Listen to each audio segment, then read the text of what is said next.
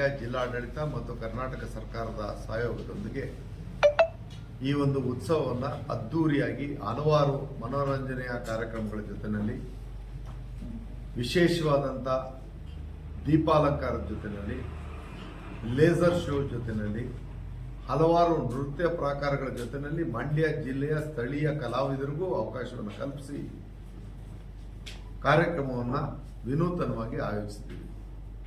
ನಾಡಿನ ಸಮಸ್ತ ಜನತೆಯನ್ನ ಈ ಕಾರ್ಯಕ್ರಮದಲ್ಲಿ ಬಂದು ಭಾಗಿಯಾಗಿ ಈ ರಸದೌತಣವನ್ನು ಸವಿಬೇಕು ಅನ್ನುವಂಥ ಮನವಿಯನ್ನ ಮಾಧ್ಯಮದ ಮುಖಾಂತರ ಸರ್ವರಿಗೂ ನಾನು ಮನವಿ ಮಾಡ್ತಾ ಇದ್ದೇನೆ.